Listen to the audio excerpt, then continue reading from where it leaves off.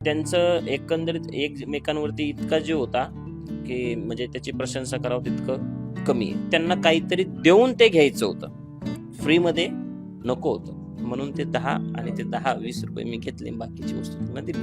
द्या द्या द्या. ही वाटी. हा? 93 वर्षाचे आजोबा एका चमचमीत सोन्याच्या दुकानात जातात आणि तिथं आपल्या पत्नीसाठी मंगळसूत्र खरेदी करण्यासाठी जातात. त्यांच्यातला तो संवाद आणि त्यानंतरचा घडलेला घटनाक्रम सोशल मीडियावरती सध्या प्रचंड व्हायरल होतोय.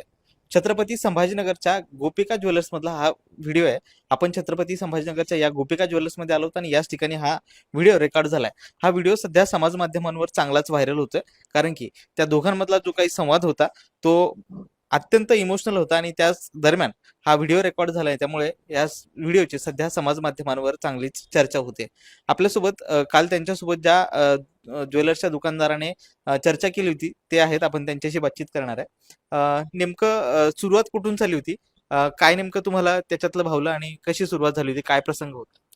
काय आहे की आमचं गुलमंडीला एक कॉर्नरला शॉप आहे, गोपिका ज्वेलरी. तिथे ते पहिले आले होते आणि सकाळची वेळ होती, मी पण आलो. तर त्या ठिकाणी ते आतमध्ये आल्यानंतर आजोबा म्हणायचे की माझ्या बायकोसाठी पोत दाखवा. ज्यावेळेस आमच्या स्टाफने ते दाखवणं सुरू केलं तर ते काठीने त्या आजींना लवकर आवडत नसे ना, तर काठीने त्यांना ते हे करायचे आणि म्हणायचे काहीतरी घे ना, आणि मी त्यांच्या लँग्वेजमध्ये त्या व्हिडिओमध्ये सांगितलेलं डिवचायचे. तर त्यांच्याशी मी तिथे चर्चा केली होती, हसी मजाक केली होती आणि मी माझं एक काम आलं म्हणून मॅझिनाईन फ्लोअरला गेलो आणि तोपर्यंत जे आजी आजोबा आहेत ना ते शॉपच्या बाहेर गेली होती. ते थोडंसं फील झालं होतं मला, पण मी माझ्या कामानिमित्त माझं वरती ऑफिस आहे तिथे येऊन परत काम सुरू केलं. तर एक 1.5 तासाच्या अंतराने माझा एक मुलगा आला वरती, म्हणे या शॉपमध्ये ते आजी आजोबा आलेले आहेत आपल्या सेकंड ब्रांचमध्ये. तर मी म्हटलं, मग मी आलो खाली. खाली आल्यानंतर मी त्यांना पाहिलं, म्हटलं बाबा ओळखलं का मला? ते म्हणे हाऊ. मी म्हटलं तुम्ही मी त्या शॉपमध्ये भेटलो होतो तुम्हाला, तुम्ही काठीने आजीला दिवसात होतं काहीतरी घे. ते म्हणे हा हा खरंय खरंय. म्हटलं काय आवडलं इथं? तर म्हणे ही माळ आवडली. म्हटलं अजून?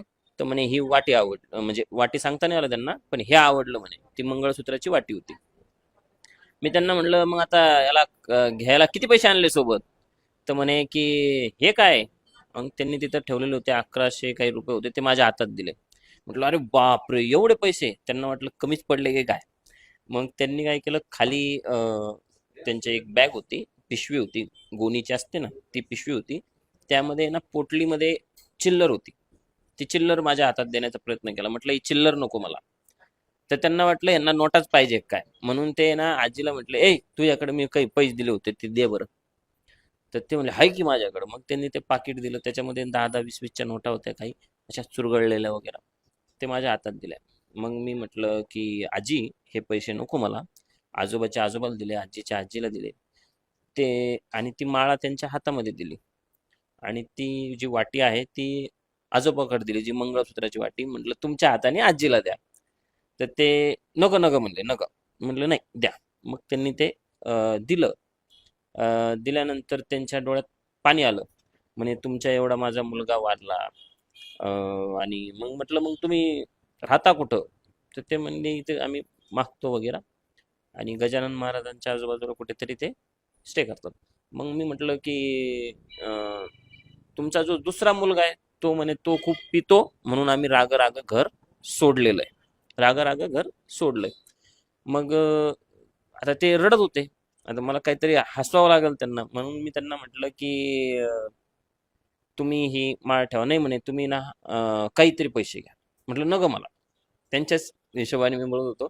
ते म्हणे नाही नाही काहीतरी घ्या. मग त्यांनी 1000 रुपये देण्याचा त्या ठिकाणी प्रयत्न केला. म्हटलं नाही मला 1000 नको. पांडुरंगाचा आणि तुमचा आशीर्वाद असला का माझं खूप काही कल्याण होईल. तुम्ही मला कमी द्या. कमी म्हटल्यानंतर त्यांनी 500च नोट दिली. म्हटलं 500 बी नको. मग त्यांच्या तिथे जे नोटा पडलेल्या होत्या 10ची 2, तर मी त्यातून 2 नोटा घेतल्या. म्हटलं ही आजीकडनं, ही आजोबाकडनं, आणि मी ही सांभाळून ठेवील. ते म्हणे सांभाळून ठेवा, माझा खूप आशीर्वाद लागन तुम्हाला. मग मी ते ठेवलं आणि मग नंतर त्यांच्याशी चर्चा करताना त्यांचं ते सांगितलं त्यांनी मुलगा वारलेला वगैरे. मग त्यानंतर मला हसवायचं म्हणून मी त्यांना काय म्हटलं, आजी आजोबा तुम्हाला जीव लावतात का? मग ते माझ्या पाठीवरती दोन हे देऊन ते हसत होत्या. ते व्हिडिओमध्ये आहे बघा. आणि त्यांचं एकंदरीत एकमेकांवरती इतका जीव होता की म्हणजे त्याची प्रशंसा करावं तितकं कमी आहे. आजच्या स्थितीमध्ये नाही आहे ते. आणि खूप प्रेमळ स्वभावाचे होते. त्याच्यानंतर प्रामाणिक असे होते की त्यांना काहीतरी देऊन ते घ्यायचं होतं, फ्रीमध्ये नको होतं. म्हणून ते 10 आणि ते 10-20 रुपये मी घेतले, बाकीची वस्तू त्यांना दिली. मी माझं कर्तव्य केलं. पण तुम्हाला असं का वाटलं की आपण त्यांना ही भेट द्यावी? आता म्हणजे तुम्ही थोड्या थोड्या पैशांसाठी इथे थांबता, म्हणजे तुमच्यासाठी जी काही वस्तू दिली व्यापारासाठी तुम्ही, आहे. हा व्यापारी आहात तुम्ही, तर तुमच्यासाठी छोटीशी किंमत पण महत्वाची असते. मग तुम्ही का गिफ्ट दिलं? काय असा प्रसंग होता जो तुम्हाला भावला? काय होतं की ज्यावेळेस त्यांनी ती पोटली काढली, त्यामध्ये चिल्लर, ज्यावेळेस त्या आजोबा बोलतायत, अं, आजीवरचं प्रेम, त्यानंतर आजींनी जे मला पॉकेट दिलं त्यामध्ये 10-10, 20-20च्या नोट अशा गुंडाळलेल्या, तर मला ते कुठेतरी असं वाटलं की मी यांना द्यायला पाहिजे. ते आम्ही आमचं साहजिकरित्या कर्तव्य म्हणून ते आम्ही दिलं त्यांना. आणि तो व्हिडिओ जो आमचा आहे व्हिडिओवाला, तो एक त्यापूर्वी एक गोष्ट, की ज्यावेळेस ते तुमच्या दुकानात आले, त्यावेळेस हे चमचमीत दुकान, ते तर स्वतः धोतर आणि त्यांची मिसेस जी होती, ज्या आजी होत्या, त्या साडीवर होत्या.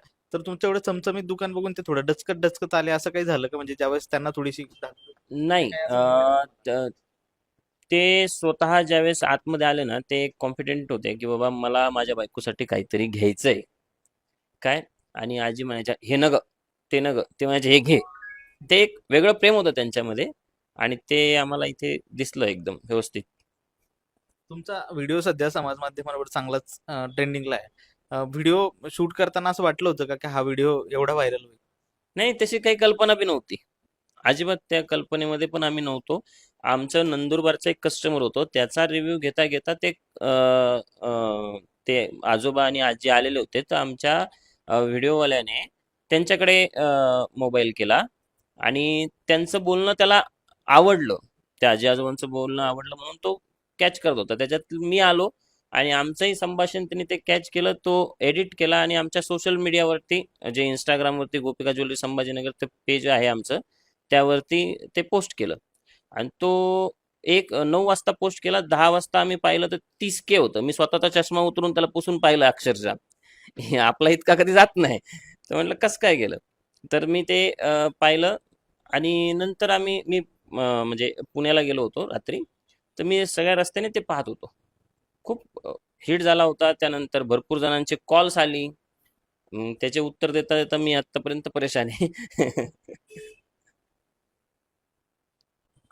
तर हे होते गोपिका ज्वेलर्सचे मालक. त्यांनी हा सगळा प्रसंग सांगितलाय, सुरुवात कशी झाली आणि त्यांना ते का भावलं, आणि त्यानंतर त्यांनी स्वतः त्या आजोबांचं आजीवर असलेलं प्रेम त्यांना भावलं, आणि त्यातूनच त्यांनी स्वतः ते मंगळसूत्र भेट दिलं. सुशील राऊत, महाराष्ट्र टाइम्स, छत्रपती संभाजीनगर.